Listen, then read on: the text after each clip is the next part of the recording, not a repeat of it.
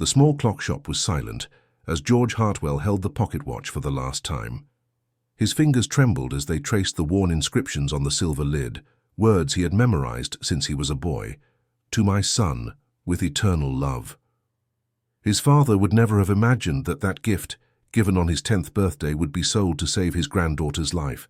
The door opened with a faint chime of the bell, and George looked up. The woman who entered was unlike any customer he had ever received.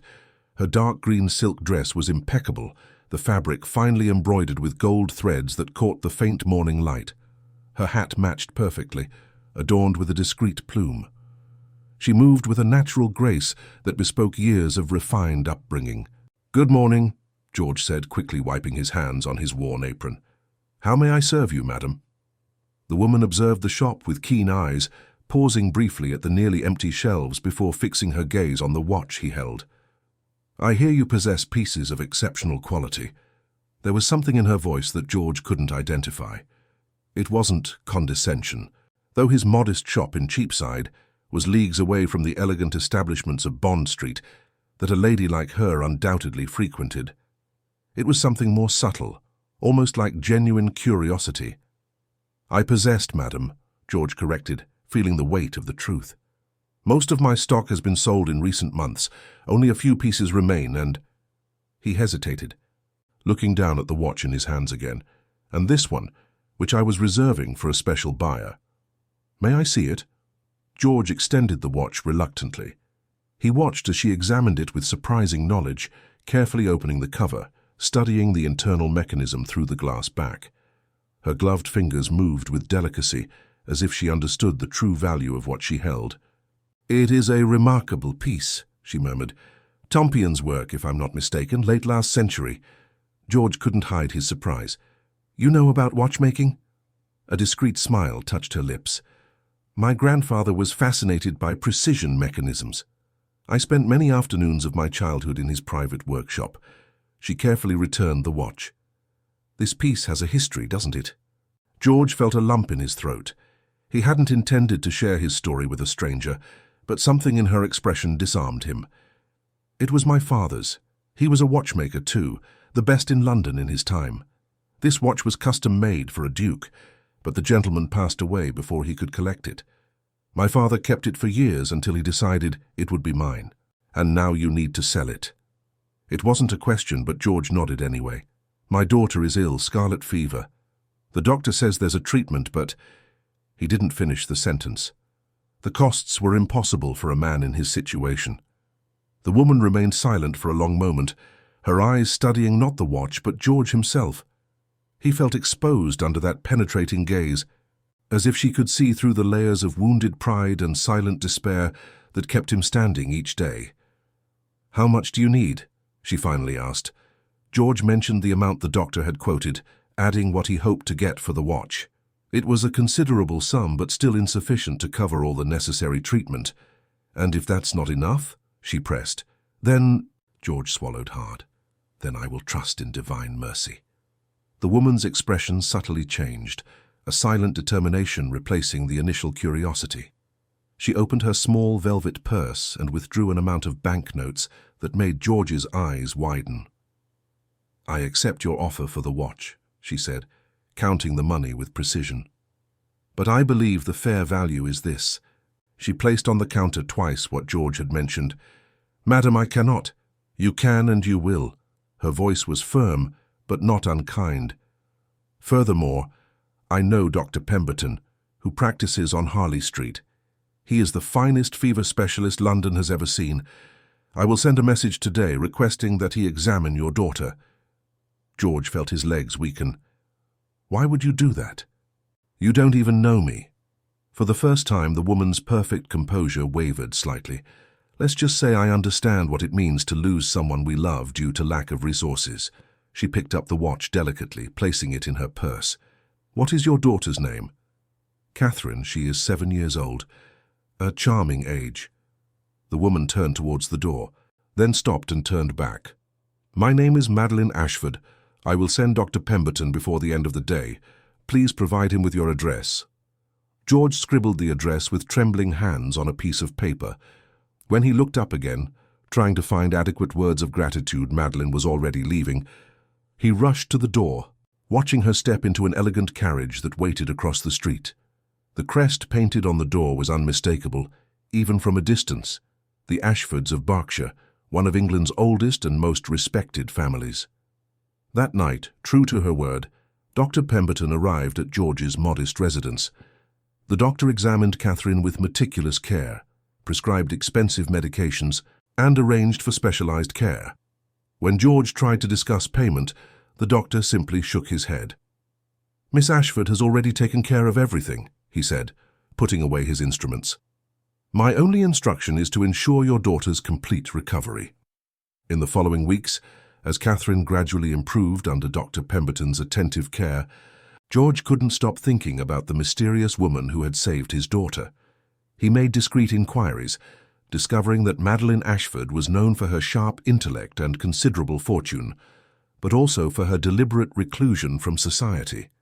It was said that she had refused dozens of marriage proposals from London's most distinguished gentlemen. What George didn't know was that, at that very moment, Madeline was in her private library in Mayfair, the pocket watch open on her desk. Beside her, old documents were piled high. She had hired discreet investigators, moved by an intuition she couldn't explain. The surname Hartwell had awakened a distant memory, a story her grandfather had mentioned years ago about a talented watchmaker who had disappeared from society after a scandal involving disputed lands and inheritances. Now, by the candlelight, flickering in the deepening twilight, Madeline held a document in her hands that would change everything. George Hartwell was not just a poor tradesman struggling to survive. He was the last legitimate heir to the Hartwell estate in Sussex, lands that had been fraudulently taken from his family 3 decades ago. Madeline closed her eyes, feeling the weight of the discovery.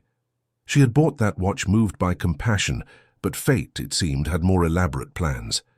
It remained now to discover how to reveal this truth to a man who could barely feed his daughter, and what it would mean to reintroduce a forgotten Hartwell into a society that had long since erased him from its records. Catherine's recovery was gradual, like the awakening of spring after a harsh winter. George spent his nights by her bedside, watching the color slowly return to her cheeks, listening to her breathing become deeper and more tranquil. Dr. Pemberton visited daily, always bringing fresh medicines and words of encouragement that George received as unexpected blessings. However, with Catherine's improvement, a different uneasiness began to take hold of George. The gratitude he felt for Miss Ashford was immense, but it came with a disturbing discomfort. He was a man who had always supported himself by the sweat of his brow, proud to have never asked for charity. Now he found himself deeply indebted to a woman he barely knew, a lady whose world was as distant from his as the moon from the dusty streets of Cheapside. In the 3rd week after that fateful encounter, a letter arrived. The envelope was of fine, expensive paper, sealed with red wax bearing the Ashford crest. George's hands trembled as he opened it, lightly smudging the ink with the oil residue from his tools. "Mr. Hartwell, I am pleased to learn through Dr. Pemberton that Catherine shows encouraging signs of recovery. I would like to pay you a visit, if you will allow me, next Thursday at 3 in the afternoon. There is a matter of considerable importance that needs to be discussed. Sincerely, Madeline Ashford." George reread the letter several times, trying to understand its true nature. The tone was courteous, almost formal, but there was something more between the lines that he couldn't decipher. What matter could a lady of high society have with a modest tradesman? His heart tightened with sudden worry. Could it be that she had regretted her generosity? Was she coming to collect her debt? When Thursday arrived, George had cleaned every inch of his small sitting room. The windows were polished until they gleamed, the modest furniture arranged as best as possible.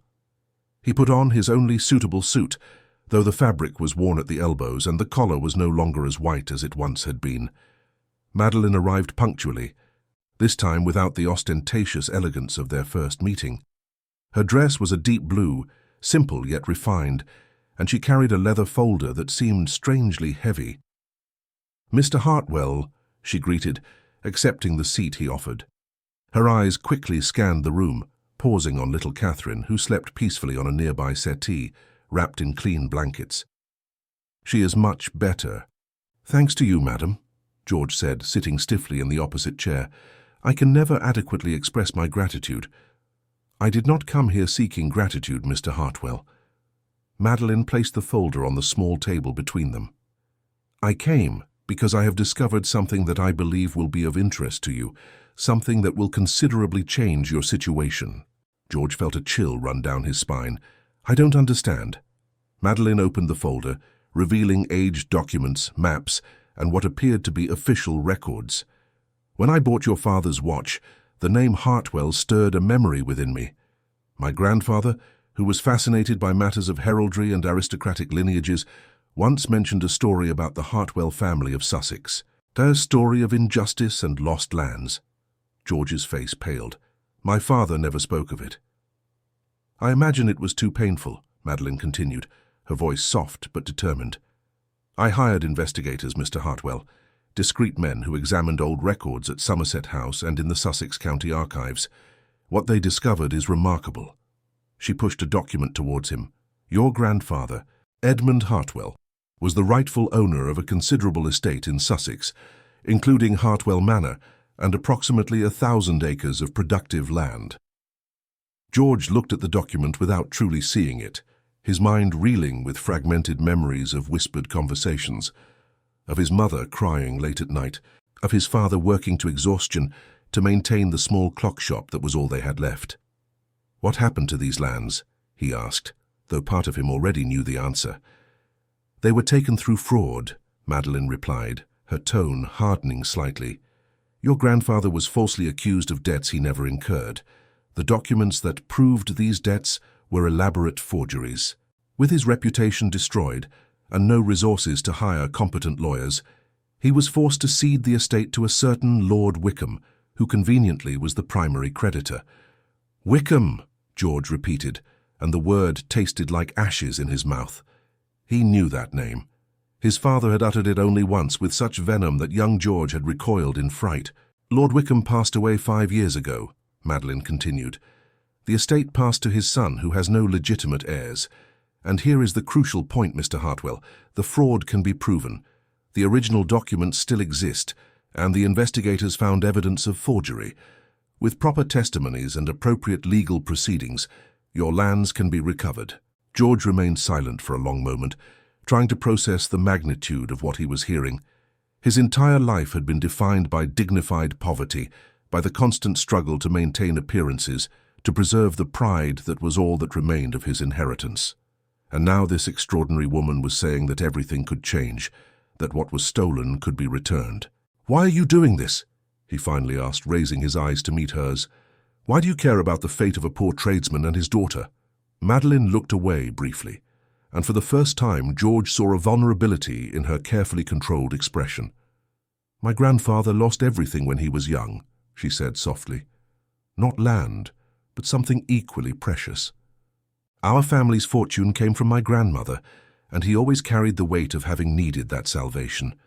He taught me that fortune without purpose is merely accumulated gold. Perhaps I am honoring his memory, or perhaps—" She paused. "Perhaps I believe some injustices deserve to be righted, regardless of how much time has passed." There was something more in her words, George realized. An old pain, a recognition that she too knew the weight of loss. He studied her face, noticing for the first time the subtle lines around her eyes, the shadow of weariness that not even the finest cosmetics could completely hide. "Even if all this is true," George said slowly, "legal proceedings cost fortunes. Fortunes I do not possess. I would sell my soul before accepting more charity, Miss Ashford, even from you." A smile touched Madeline's lips, the first genuine one George had seen. "It will not be charity, Mr. Hartwell. It will be an investment." She withdrew another document from the folder. "I propose an agreement. I will finance the necessary legal proceedings to recover your lands. In return, when the estate is restored, I will receive a percentage of the revenues for the next 5 years, enough to recoup my investment with modest interest." George took the document, reading it carefully. It was overly generous, almost absurdly favorable to him. Any sensible businessman would demand much more advantageous terms. "The lawyers will say you are being imprudent," he observed. "Let them," Madeline said, rising and smoothing the skirts of her dress. "I have enough fortune to allow myself some imprudence, Mr. Hartwell, and something tells me this investment will yield dividends that transcend mere financial return." George also rose, holding the document with hands that no longer trembled. For the first time in years, he felt something beyond weariness and worry. It was hope, fragile but persistent, like the first green shoots after a forest fire. "I need time to consider," he said, though he knew his decision was already made. Catherine deserved more than a life of privation. She deserved the name and inheritance that had been stolen from her family. Naturally. Madeline moved towards the door, then stopped and turned back. "There is something else you should know. Mr. Hartwell, the recovery of your lands will not just be a legal matter, it will also be a social battle. The Wickham family has powerful connections. Reintroducing a Hartwell into Sussex society, reclaiming a place that has been denied for so long. There will be resistance, considerable resistance. Are you saying it will be dangerous?" "I'm saying it will be difficult, but not impossible." Her eyes met his with an intensity that made George's heart inexplicably quicken. "And you will not be alone in this fight." After she left, George sat down again, the document still in his hands. Catherine stirred in her sleep, murmuring something unintelligible. He went to her, adjusting her blankets, observing his daughter's peaceful face. His father's watch was now in Madeline Ashford's possession, but perhaps, just perhaps, that sale was not an end, but a beginning. A beginning for something George couldn't yet name, but which he felt growing in his chest like the silent promise of dawn. The following week brought changes George had never imagined possible. Madeline's lawyers, serious men with leather folders overflowing with documents, began to visit him regularly. They were imposing figures in their dark frock coats and calculated expressions, but they treated George with a courtesy he hadn't expected. They explained every detail of the legal proceedings in language he could understand, never making him feel inferior because of his limited education. The small clock shop, once quiet as a tomb, now buzzed with activity. George discovered that Madeline had not only financed the legal actions, but had also ensured that his immediate situation improved. Orders began to appear, clients discreetly recommended by her contacts, people who genuinely needed his services and paid fair prices.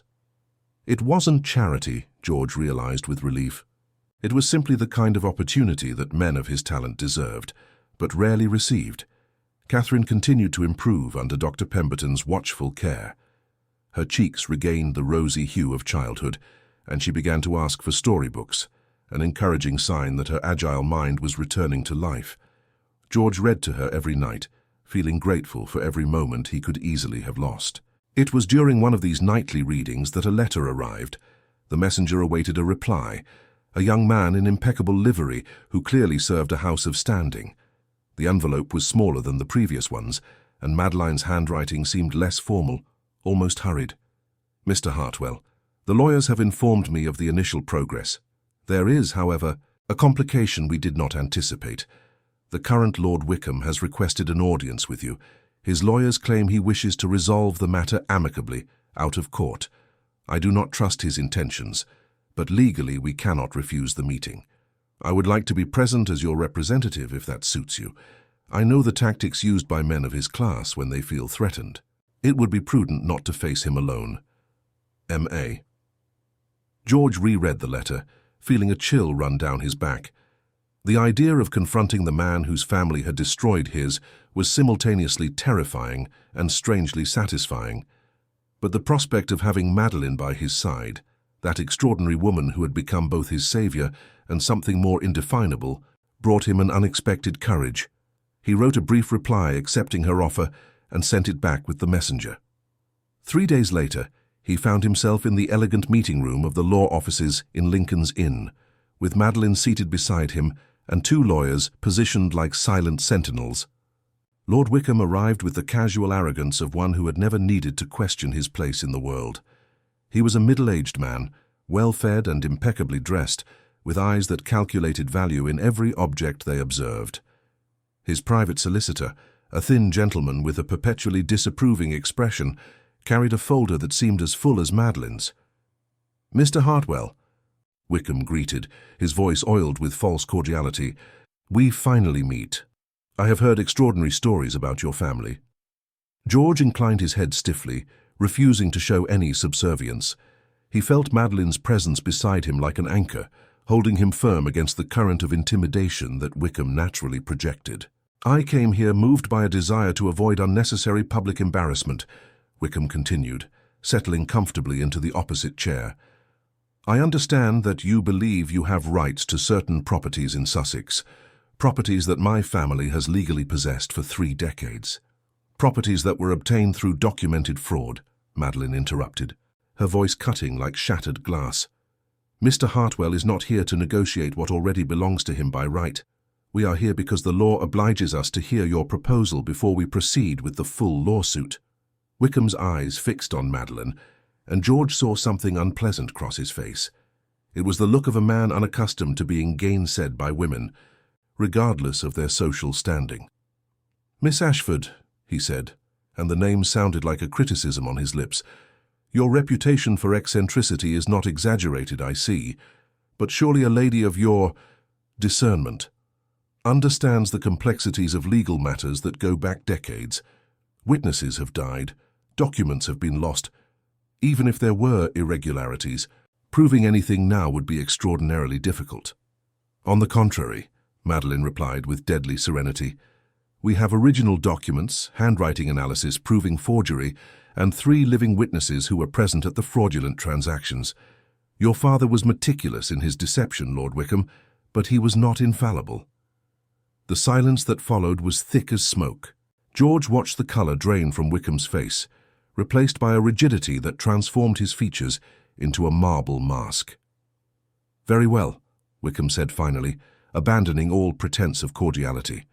"I will be direct. The Hartwell properties, though extensive, have been poorly managed. My father was no farmer, nor am I. The lands do not yield as they should. I am willing to offer Mr. Hartwell generous financial compensation, sparing him the long and draining process of taking over a decaying estate." "How much?" George asked, speaking for the first time. Wickham mentioned an amount that made George's eyes widen. It was more money than he had seen in his entire life, enough to ensure comfort for Catherine and himself for years to come. "It is approximately 1/10 of the land's true value," Madeline observed calmly, "not to mention that it does not compensate for the 3 decades of revenues that were denied to the Hartwell family." "It is what I am willing to offer," Wickham retorted, his voice hardening. "I suggest Mr. Hartwell consider carefully before rejecting. Lawsuits are expensive, Miss Ashford, even for someone of your means, and Sussex society will not kindly welcome the reintroduction of a tradesman into its ranks, regardless of his family name." George felt the veiled threat in the words. It wasn't just about money or land. It was about power, about the right of men like Wickham to keep people like him in their designated places. "I refuse your offer," George said, surprising himself with the firmness in his own voice. "I am not interested in compensation for something that already belongs to me. I want what is mine by right. I want my family's name restored." Wickham's expression became dangerous. "You are making a grave mistake, Mr. Hartwell. I have friends in considerable positions, judges, members of Parliament, people who can make your life extraordinarily difficult." "And I have something more valuable than political connections," George said, feeling something ancient and powerful awaken within him. It was the pride of generations, the silent rage of accumulated injustices. "I have the truth, and an ally who does not fear threats." Madeline subtly placed her hand on the table, a small but significant gesture of solidarity. George saw Wickham notice the movement, his eyes narrowing with sudden comprehension. "I understand," Wickham said slowly, rising. "Then we shall see each other in court. But know this, Mr. Hartwell, you will not just fight against me. You will fight against an entire system that exists to protect people like me and keep people like you exactly where you are." After Wickham left, leaving behind a trail of unverbalized threats, George remained seated, processing what had just happened. The lawyers began to discuss legal strategies, their voices becoming a distant hum. "Are you all right?" Madeline asked softly, Leaning slightly towards him, George turned to look at her, truly look at her, for the first time without the barriers of class and circumstance between them. He saw not the unreachable heiress of Boston, but a woman with her own demons, her own reasons for fighting battles that were not originally hers. "Why are you doing this?" he asked again, echoing his previous question. But this time, he wanted the complete truth. Madeline looked away briefly, and George saw vulnerability cross her face like a cloud's shadow. "My mother was a merchant's daughter," she finally said, her voice too low for the lawyers to hear. "My grandfather only accepted the marriage because she brought enough fortune to save the Ashford estates from ruin, but society never fully accepted her. She lived her entire life as an outsider, in a world that should have been hers by right of marriage." George understood then. It wasn't about charity or even abstract justice. It was personal. It was about all the times Madeline's mother had been treated as inferior, about all the doors that remained closed despite her name and fortune. "Is she still alive?" George asked gently. "No. She passed away 5 years ago." Madeline met his eyes again, and there was fierce determination in her gaze. "But I learned from her that fortune without respect is a gilded cage, and I learned that some battles are worth fighting, even when the outcome is uncertain." In that moment, something shifted between them. It was no longer just gratitude on George's part, or distant compassion on Madeline's. It was a mutual recognition of kindred spirits, of souls who understood the price of being between worlds. "Then we will fight," George said. "Together." "Together," Madeline agreed, and for the first time, she allowed a genuine smile to light up her face. The lawyers finally noticed the silence between them and resumed their explanations of next steps and legal strategies. George listened, but part of his attention remained on Madeline, on the way she leaned slightly to hear better, on the way her fingers tapped thoughtfully on the table.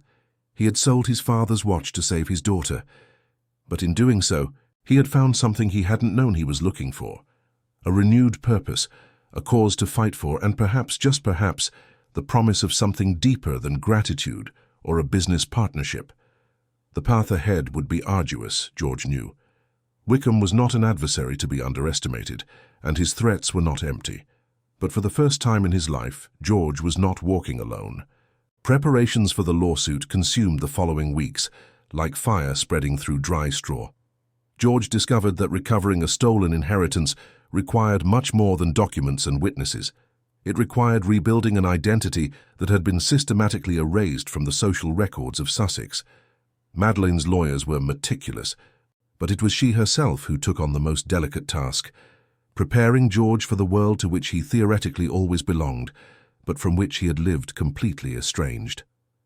Her visits to the modest residence became more frequent, and with each meeting the initial barriers of formality began to dissolve like mist under the morning sun. It was during one of these visits that Madeline arrived accompanied by an elderly gentleman of distinguished bearing. His clothes were impeccably tailored, though they did not flaunt the extravagance of current fashion, and there was a vivacity in his blue eyes that belied his completely white hair. "Mr. Hartwell, allow me to introduce Mr. Fitzwilliam Crawford," Madeline said with a deference George rarely saw in her. "He served as tutor to my late father and possesses encyclopedic knowledge of the aristocratic families of Sussex." Crawford bowed respectfully, but his eyes studied George with disturbing intensity. "Extraordinary," he finally murmured.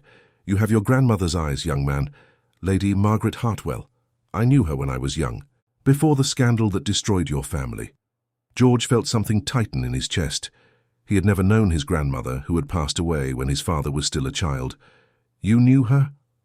"I knew her well."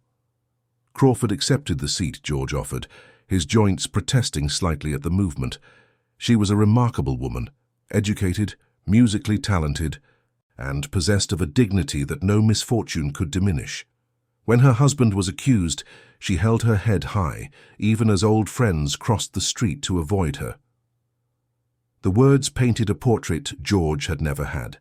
His father rarely spoke of the past, and the few stories he shared were fragmented, like shards of glass too sharp to be handled often.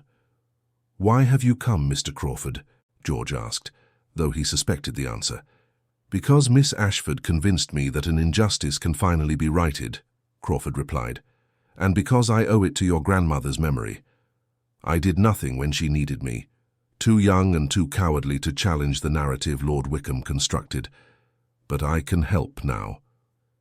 Madeline sat beside George, and he noticed how she leaned slightly forward, her fingers intertwined in her lap. There was a tension in her that suggested this visit meant more than she had initially revealed. "Mr. Crawford has agreed to serve as a witness," she explained. "He witnessed some of the transactions that led to the loss of your lands. More importantly, he can attest to your grandfather's character, countering the accusations that were used to justify the appropriation of the property." George looked at the elderly man, seeing not just a legal witness, but a living bridge to a past he knew only through whispers and heavy silences. "This could put you at risk, sir. Wickham is not a man who takes kindly to opposition." A smile touched Crawford's lips. "I am 82 years old, young man. I have faced wars, epidemics, and the loss of everyone I loved. What can Lord Wickham do that life has not already done?" He leaned forward, his voice growing more intense. "But there is something you must understand before we proceed. Reclaiming your lands is only the first step. The real challenge will be to be accepted by the society that expelled your family. They will not receive you easily." "I do not seek acceptance," George said firmly. "I seek justice." "Justice is admirable," Crawford agreed, "but insufficient if you wish your daughter to grow up with the opportunities her name should guarantee. Catherine will require proper education, appropriate presentation in society. This will demand more than legal documents." George felt the weight of these words. He had been so focused on recovering what was stolen that he had not fully considered the practical implications. He was a tradesman, his hands rough from working with tools, his manners shaped by the necessity of survival, not by the subtleties of aristocratic etiquette. "That is why I am here," Madeline said softly, as if reading his thoughts, "not just to fund legal proceedings, but to help you navigate a world that will be simultaneously yours by right and alien by experience." George turned to look at her, seeing determination in her face, but also something more subtle. There was in her an understanding born of similar experience. She too knew the discomfort of being between worlds, of possessing fortune and name yet being seen as different, as not entirely belonging. "When the lawsuit begins," Crawford continued, "Sussex society will be divided. Some will support Wickham out of loyalty or self-interest. Others, however, remember your grandfather with respect. And there are those who always suspected the truth, but never had the courage to speak. We need to gather these allies." Madeline opened a small notebook she had brought. "I have prepared a list of families that can be approached. Some owe loyalty to my own family. Others have personal reasons to wish to see Wickham discomfited. It will not be easy, but it is possible." In the following hours, the three discussed strategies with the meticulousness of generals planning a military campaign. Crawford shared stories about the important families of Sussex, revealing complex alliances, old disputes, and debts of honor that could be called upon.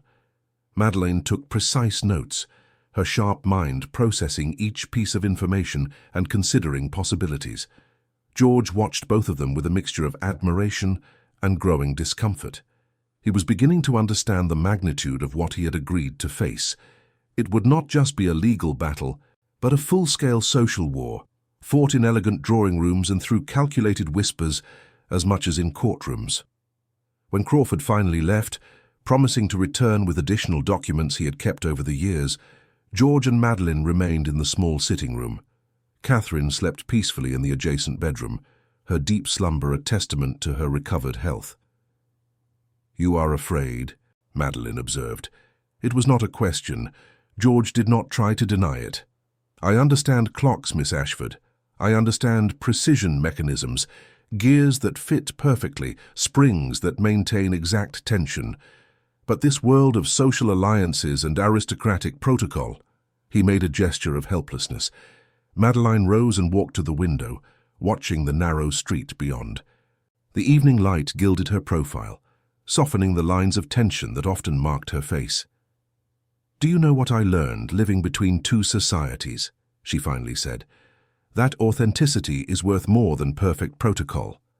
My mother never fully mastered all the subtleties of aristocratic etiquette, but she possessed something more valuable, genuine integrity.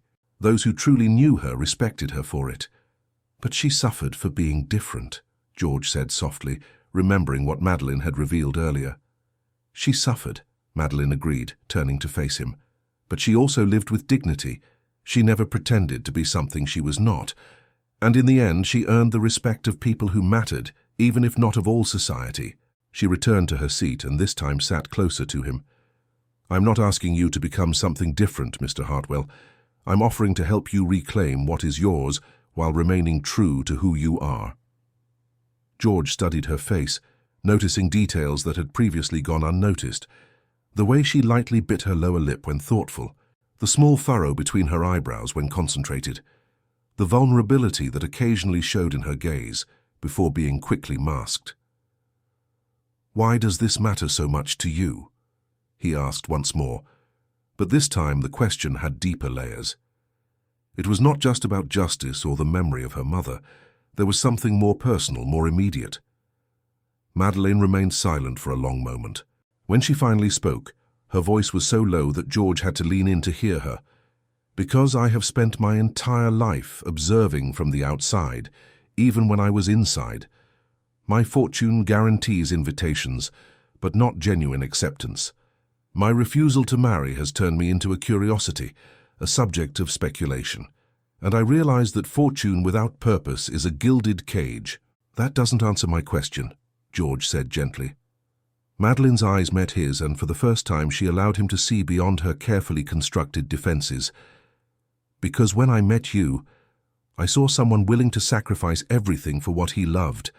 You sold that watch knowing it was all you possessed of value, yet you did not hesitate. And I thought—" She paused, as if the following words were too difficult to utter. "I thought that if I could help someone like that, perhaps my own existence would have meaning beyond managing fortunes and refusing marriage proposals." The raw honesty in her words touched something deep within George. He extended his hand, an instinctive gesture, and after a moment's hesitation, Madeline placed hers upon his. Their palms met, skin touching without the barrier of gloves, a simple yet extraordinarily intimate contact. "Your existence has meaning," George said firmly. "You saved my daughter. You are restoring my family's name. But more than that." He squeezed her hand lightly. "You are teaching me that it is possible to hope again." They remained thus, hands joined in the deepening twilight, while London murmured beyond their walls. They spoke no more that night, but something fundamental had shifted. They were no longer just benefactress and beneficiary, or even allies in a common cause. They were becoming something more complex, more dangerous, more real. When Madeline finally departed, George remained at the window, watching her carriage disappear into the night. He had sold his father's watch to save Catherine, but he had found something no amount of money could buy. He had found purpose, renewed dignity, and perhaps, just perhaps, the promise of no longer being alone. The carriage swayed gently along the roads leading to Sussex, and George watched the landscape gradually transform from urban to rural. Verdant fields stretched as far as the eye could see, dotted with stone cottages and occasional aristocratic estates whose gates bore ancestral crests. It was unknown territory, yet simultaneously familiar, like a forgotten melody resurfacing in fragments of memory. Madeline sat beside him, Catherine between them, the girl enchanted by every novelty that appeared beyond the window. The child's complete recovery was almost miraculous, her face radiant with the vibrant health of childhood. She had insisted on accompanying them on this first visit to the estate that legally still belonged to the Wickhams, but which the courts had authorized George to inspect as the process moved forward. Crawford followed in another carriage, along with the lawyers and various documents that would be needed to establish the exact boundaries of the claimed lands. It had been Madeline's idea to turn this into more than a simple legal inspection. It was a declaration of intent, a demonstration that George Hartwell would not hide in the shadows while fighting for his patrimony. "You are nervous," Madeline observed, her voice low so as not to alarm Catherine. George nodded, unable to deny the obvious. "My father spoke of this land only in interrupted dreams, when the past visited him during sleep. I never imagined I would see it with my own eyes."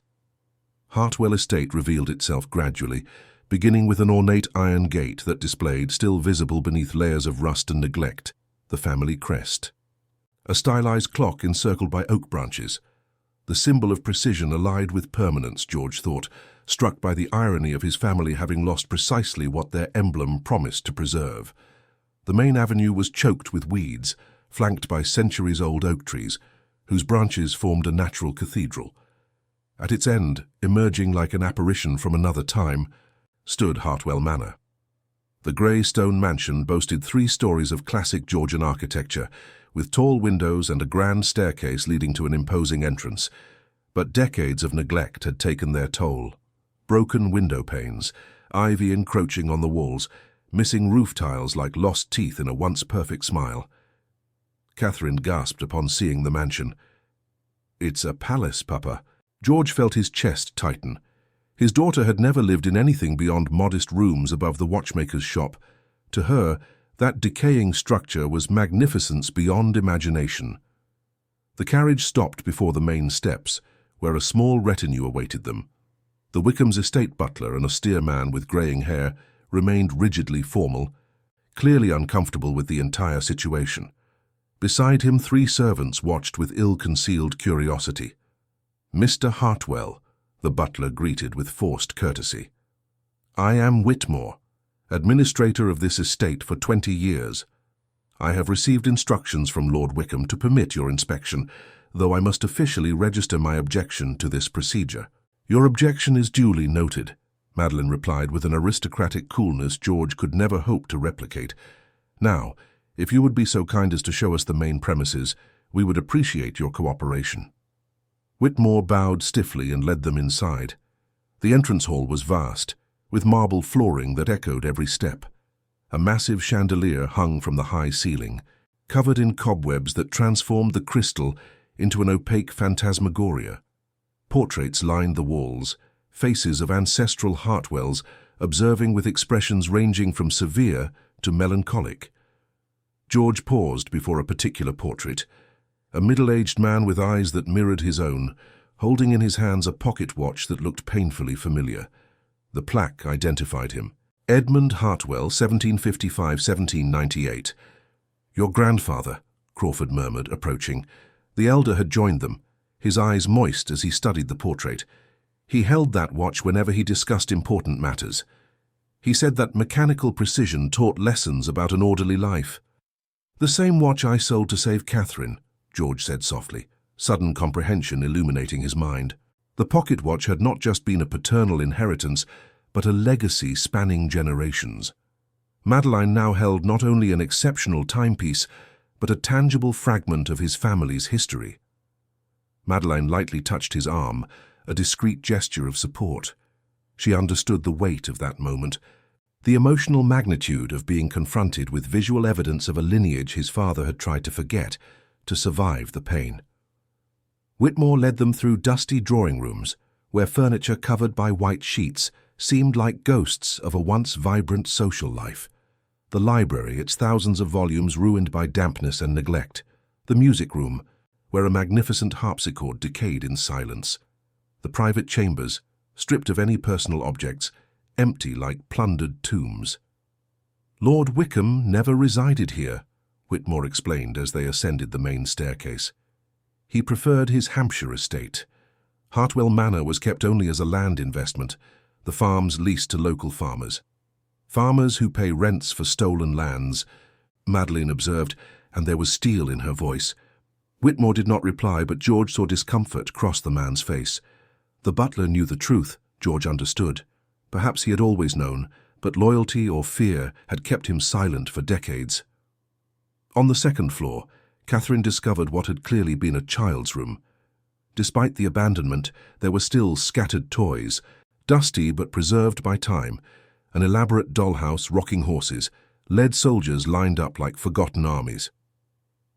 "Were these my father's?"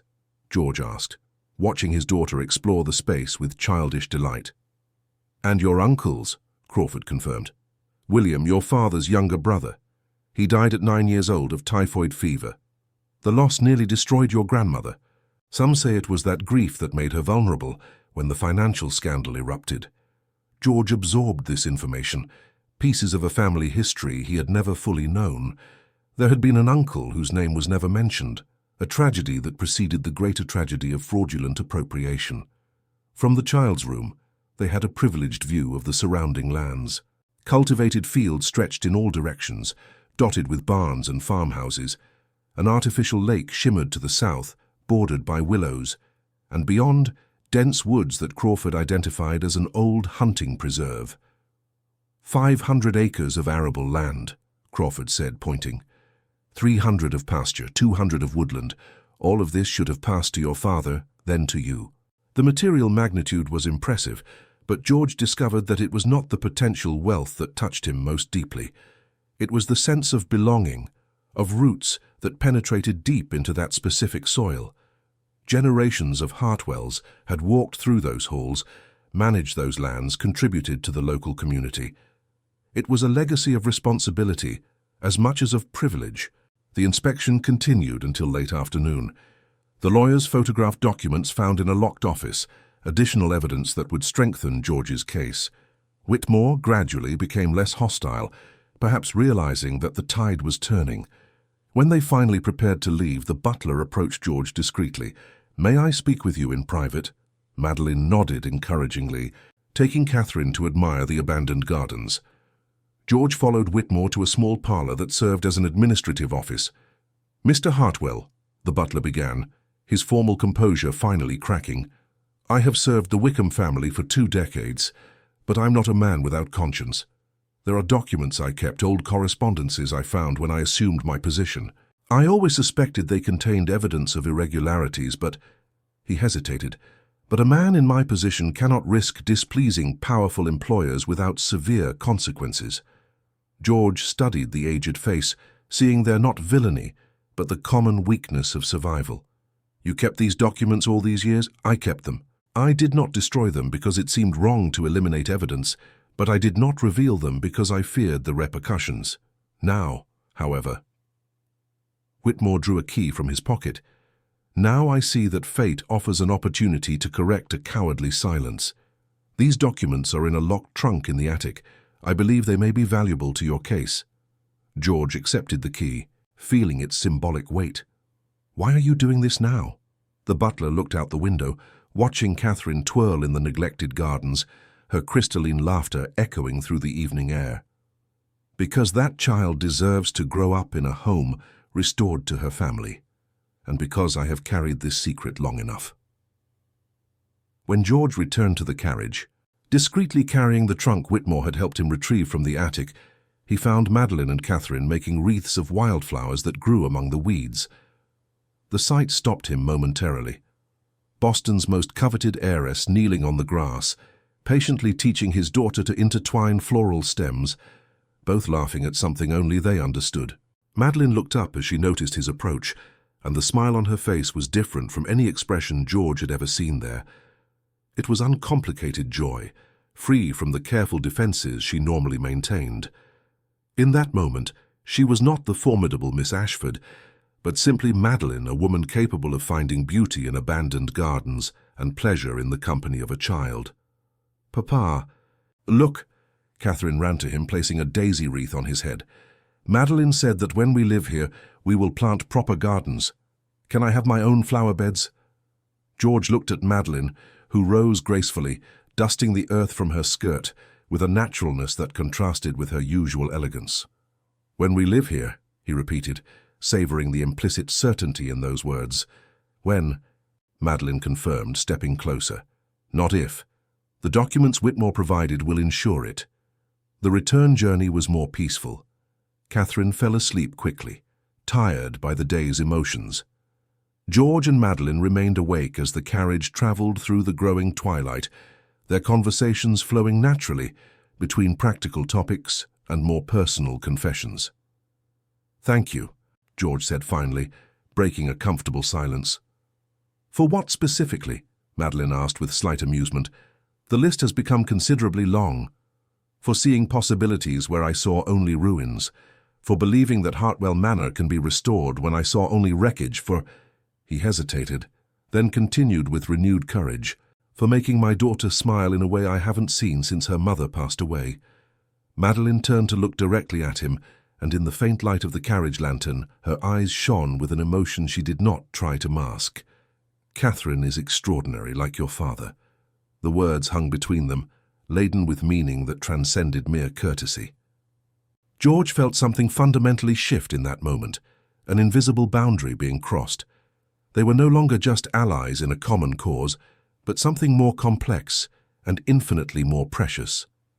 He extended his hand, and Madeline intertwined her fingers with his without hesitation. They remained thus as London gradually emerged from the rural darkness, their hands joined, creating a silent promise that, regardless of the challenges to come, they would face the future they were building together.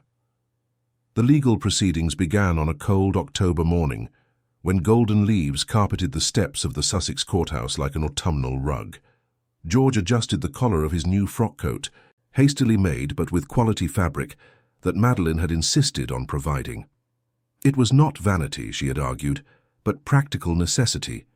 Society judged first by appearance, and he needed to look what he always should have been, a gentleman of property and distinction. The courtroom was filled with curious spectators, faces George did not know but whose heavy gazes he felt as physical pressure. In the first row of the defence, Lord Wickham remained impassive, flanked by his London solicitors, men whose reputations preceded their intimidating presences. He discreetly nodded to acquaintances among those present, a silent reminder of his powerful connections. Madeline sat beside George, her presence firm as an anchor in a storm. She wore a dark grey travelling suit, elegant but not ostentatious, carefully chosen to convey seriousness without provoking envy. Crawford occupied the seat behind them, his wrinkled hands holding an ebony cane, ready to bear witness to truths he had guarded for decades. The judge, Lord Pembroke, was a man of rigorous but fair reputation. His white hair and grave expression commanded immediate respect. When he struck his gavel, absolute silence descended upon the room like a heavy mantle. George's barristers presented the case meticulously. Documents were displayed, each page representing a fragment of a truth systematically obscured. The original records of the Hartwell properties, showing legitimate transfer through generations. The alleged debts Edmund Hartwell had never incurred. And crucially, the documents Whitmore had provided from Hartwell Manor's attic. Correspondences between the late Lord Wickham and professional forgers, discussing fees for services that could only be interpreted as criminal. Wickham's lead counsel, a slender man named Hastings with a voice that cut like a sharp knife, rose with calculated condescension. "Your Lordship, these documents are conveniently discovered after 3 decades. How can their authenticity be trusted? Mr. Hartwell, a desperate tradesman, would have ample motive to fabricate evidence." Madeline discreetly squeezed George's arm when she felt his muscles tense with indignation. She leaned in slightly, whispering words only he could hear. "Patience. The truth will emerge." George's barrister responded with devastating calm. "The authenticity has been verified by 3 independent experts in historical documents. Furthermore, we have an eyewitness to the fraudulent transactions, a gentleman of irreproachable reputation who has nothing to gain from false testimony." Crawford was called. The elder moved slowly to the witness stand, his natural dignity lending weight to each step. Under oath, he recounted events of 30 years ago with surprising clarity. He described specific encounters, overheard conversations, documents seen but not fully understood at the time due to his youth. "I saw the late Lord Wickham hand a bulky envelope to a man I later discovered to be a known forger," Crawford testified, his voice firm despite his age. "Edmund Hartwell was my friend. I knew his character. The accusations against him were logical impossibilities for anyone who truly knew him." Hastings attacked during cross-examination, attempting to discredit Crawford's memory, to suggest that personal loyalty clouded his judgment, but the elder remained unshakable, answering each question with a specificity that fabricated evidence could never sustain. Whitmore was called next. The butler was visibly nervous, sweat gleaming on his forehead despite the cold that penetrated through the tall courtroom windows. His eyes carefully avoided Lord Wickham as he confirmed the origin of the discovered documents. "I found these correspondences hidden in a secret compartment of the desk, that had belonged to the late Lord Wickham, he testified, his voice trembling slightly. I was cataloguing the manor's belongings when the mechanism accidentally revealed itself. I read enough to understand their incriminating nature, but I feared the consequences of revealing them. And why did you choose to reveal them now? George's barrister asked. Whitmore finally raised his eyes, meeting George's gaze across the room. Because a man may serve unjust employers out of necessity, but there is a limit to silent complicity. I saw Mr. Hartwell in that manner. I saw how he observed portraits of his ancestors. I saw his daughter in the gardens, and I understood that my silence perpetuated an injustice that should have been corrected decades ago. During the midday recess, George and Madeline walked through the gardens adjacent to the courthouse, seeking fresh air and a moment of privacy. The proceedings were progressing favorably, but the tension was palpable like a taut rope about to snap. Wickham seems overly confident, George observed, watching dead leaves dance in the wind. A man facing ruin should show more concern. Madeline frowned, sharing his unease. I agree. He possesses something he has yet to reveal, some card held for a critical moment. The answer came during the afternoon session, when Hastings presented his main defense. Your Lordship, even assuming that irregularities occurred in the original transfer, there is a question of legal prescription. 3 decades have elapsed. The property has been administered, taxes paid, improvements implemented by the Wickham family. The law recognizes that property held peacefully for such a long time acquires legitimacy through time itself. The argument struck like a physical blow. George felt the blood drain from his face. Madeline remained motionless, but he saw her fingers clench the fabric of her skirt until her knuckles turned white.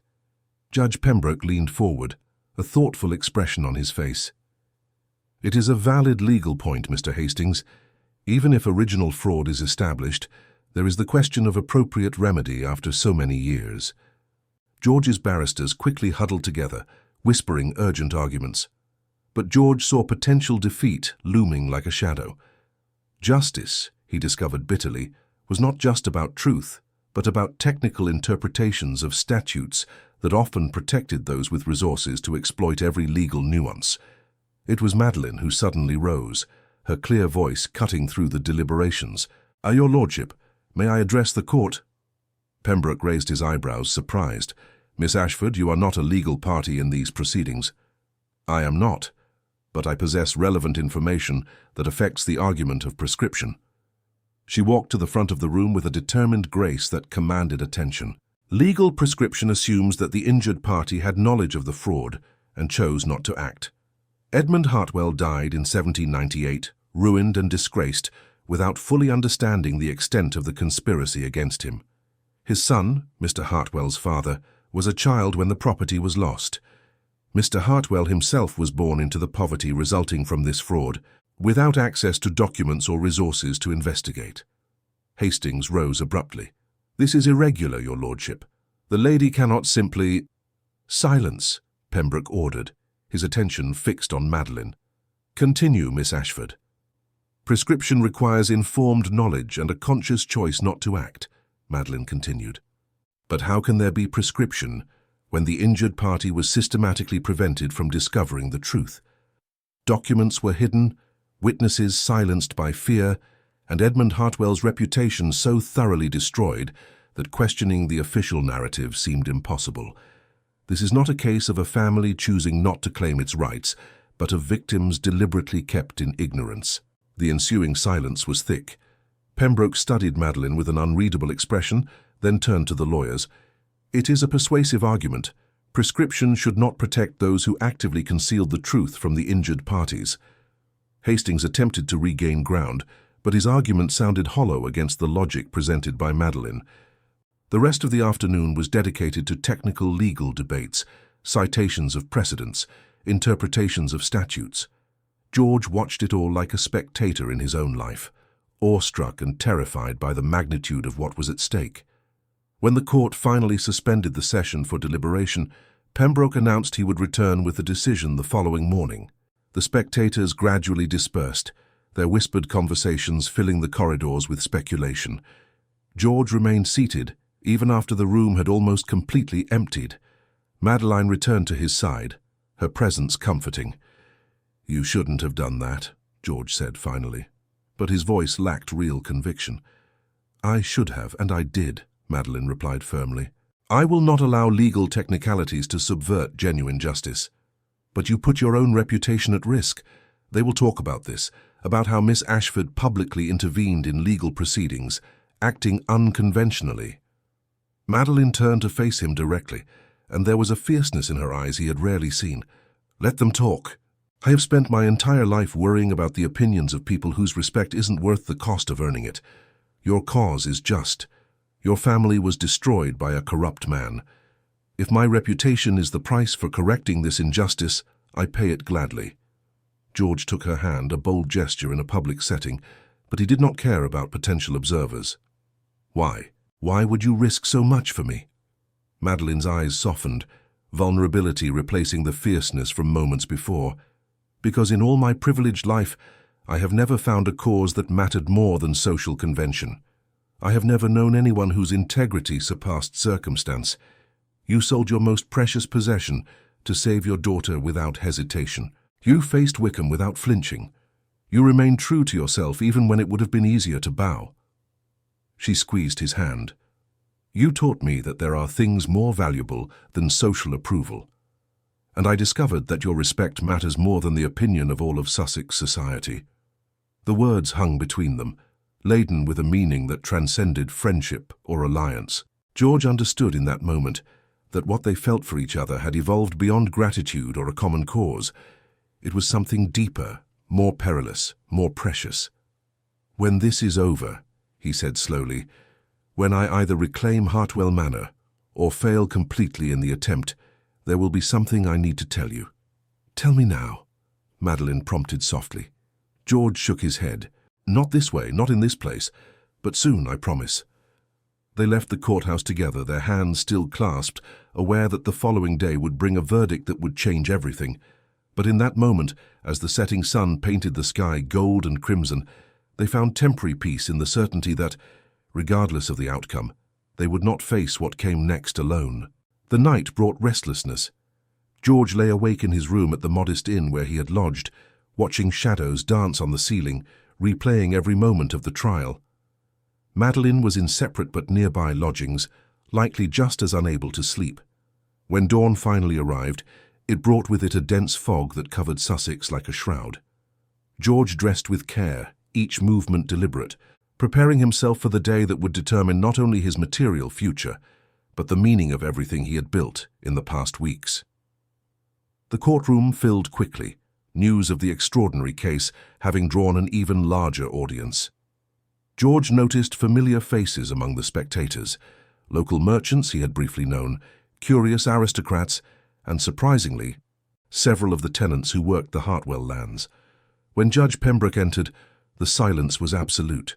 He carried voluminous documents, his grave expression revealing nothing of his conclusions. The gavel struck, echoing like thunder in a cathedral, and George held Madeline's hand, bracing himself to hear words that would change everything. The gavel echoed through the courtroom, and Lord Pembroke adjusted his spectacles on his aquiline nose before lifting the first document. His gaze swept over the silent audience, pausing briefly on George, then on Wickham, finally returning to the papers before him. "This case presents legal and moral complexities that rarely arise in modern courts," Pembroke began, his grave voice filling every corner of the room. "We have been confronted not merely with questions of property and title, but with the fundamental nature of justice when separated from time." George felt his heart hammer against his ribs. Madeline's hand remained firmly intertwined with his, and he found courage in that simple contact. "The documents presented by Mr. Hartwell's defense are, upon careful examination, authentic," Pembroke continued. "Forensic analysis confirmed that the alleged debts incurred by Edmund Hartwell were fabricated through elaborate forgery. The correspondence discovered by Mr. Whitmore establishes beyond reasonable doubt that the late Lord Wickham consciously conspired to fraudulently appropriate the Hartwell estates." A murmur rippled through the room, like a breeze through a wheat field. Wickham remained motionless, But George saw his hands clench the arms of his chair until his knuckles were white. The question of legal prescription, however, presents a significant dilemma, the judge continued. Normally, 3 decades would be more than sufficient time to confer legitimacy of possession, regardless of initial irregularities. The law favors stability and recognizes that property held publicly for so long acquires its own rights. George's heart sank. Could this be it? Truth acknowledged, but justice denied by legal technicality. Pembroke lifted his eyes, and there was something in his expression that George could not interpret. However, Miss Ashford presented an argument that warrants serious consideration. Prescription presupposes knowledge and a conscious choice not to act.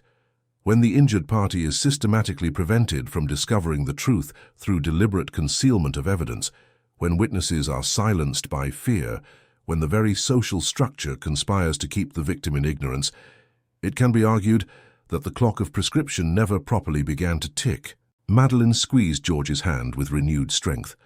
Crawford leaned forward, his eyes shining with contained hope. After careful deliberation and consultation of applicable precedents, Pembroke said, his voice taking on a tone of final authority, I rule in favor of Mr. George Hartwell. The properties known as Hartwell Manor and all adjacent lands, totaling approximately 1,000 acres, are declared the rightful property of Mr. Hartwell and are to be immediately returned to his possession. The courtroom erupted in exclamations. Some applauded openly, others protested indignantly. George remained frozen, unable to fully process the meaning of the words. Madeline turned to him, tears shining in her eyes, and he saw there not triumph, but something deeper, a shared joy that transcended legal victory. Pembroke hammered his gavel repeatedly, restoring order. Furthermore, I rule that Lord Wickham must compensate Mr. Hartwell for all rents the properties generated during the 3 decades of illegitimate possession, with appropriate adjustment for inflation and lost opportunities. The exact amount will be calculated by court-appointed experts. Wickham rose abruptly, his face transformed by barely contained fury. This is outrageous. Your lordship, my family— Your family, Pembroke interrupted with cutting coldness, benefited from criminal fraud for 3 decades. Be grateful that I am not recommending additional criminal charges. This decision is final. The court is adjourned. The gavel struck for the last time, and the sound echoed like a bell of freedom. George remained seated, trembling slightly, as reality gradually permeated his stunned consciousness. He had recovered not only property, but his name, his dignity, the legacy that should have been his father's.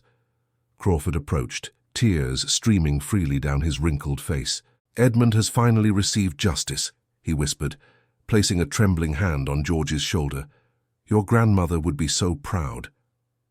Madeline remained discreetly apart, as lawyers and supporters surrounded George with congratulations. But when their eyes met across the crowd, a silent understanding passed between them. That victory belonged to both of them, won through shared courage and mutual faith. The following days were a whirlwind of activity. Legal documents needed to be signed, official transfers registered, practical arrangements implemented. Wickham departed Sussex without a word of farewell, his carriage disappearing into a misty morning like a ghost dissipating at dawn. Whitmore presented himself to George with genuine humility, requesting permission to continue serving as butler of Hartwell Manor. I would perfectly understand if you preferred to hire someone not associated with the Wickhams, he said, but this estate has become my home. I know every corridor, every servant, every challenge that requires attention. I served unjust employers, but I would like an opportunity to serve the true master of these lands. George accepted without hesitation. Everyone deserves a chance at redemption, Mr. Whitmore. You took the most difficult step in revealing those documents. I would be honored to have you in my household. 3 weeks after the verdict, George and Catherine officially moved into Hartwell Manor. Madeline accompanied them, overseeing the transport of modest belongings that seemed almost ridiculously inadequate for the vast halls that were now theirs. The estate would require years for complete restoration, but George immediately began with essential repairs. Broken windows were replaced, roofs mended, main halls cleaned until they gleamed.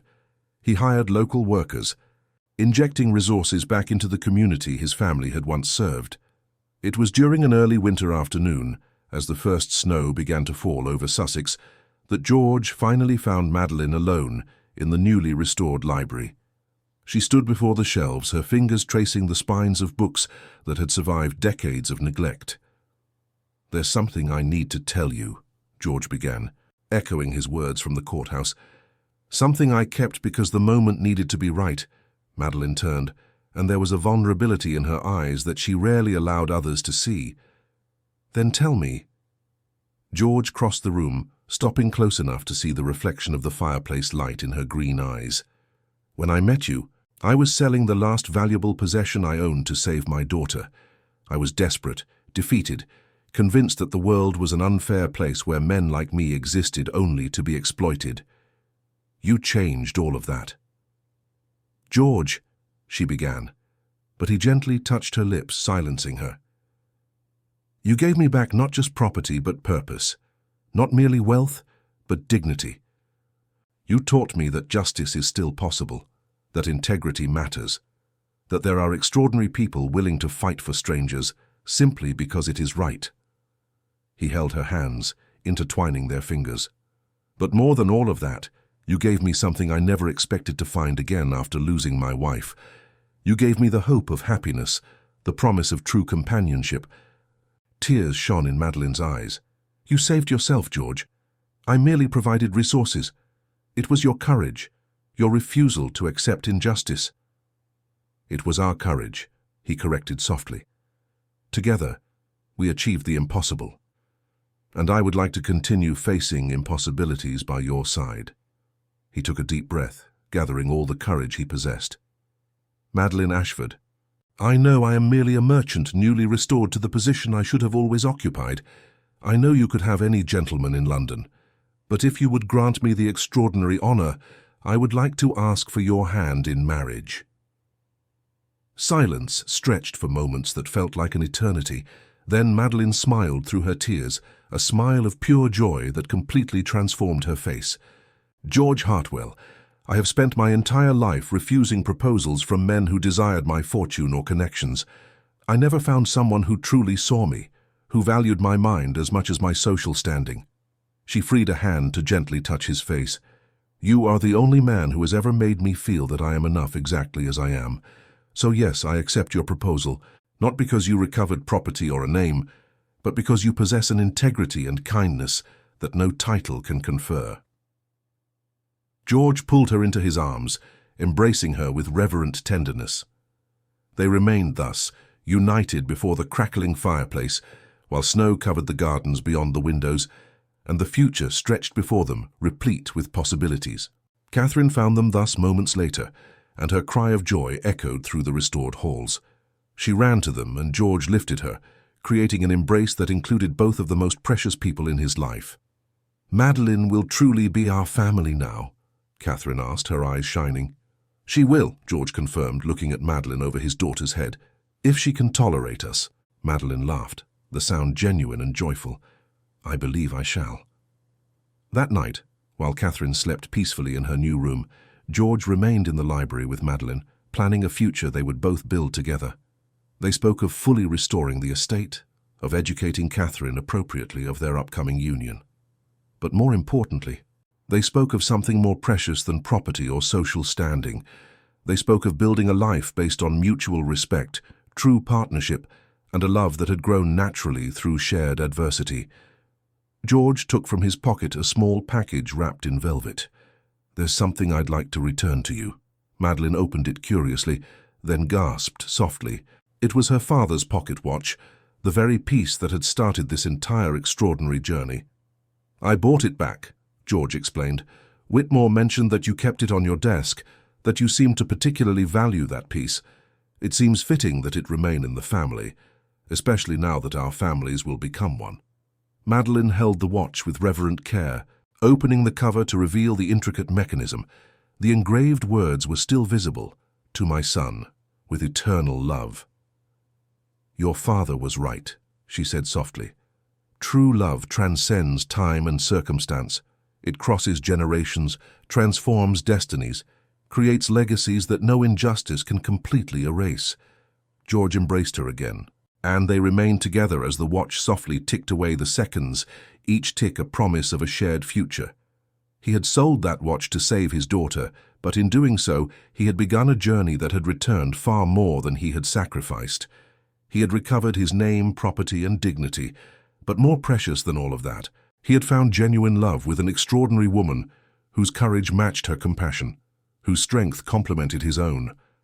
Outside, the snow continued to fall, covering Hartwell Manor with a white mantle that seemed to erase decades of neglect. And inside, in the library warmed by the fireplace, two souls finally found the home they had always sought, not in stone walls or acres of land, but in each other's arms. The watch continued to tick, a silent witness that some sacrifices lead not to loss, but to discoveries more valuable than anything left behind.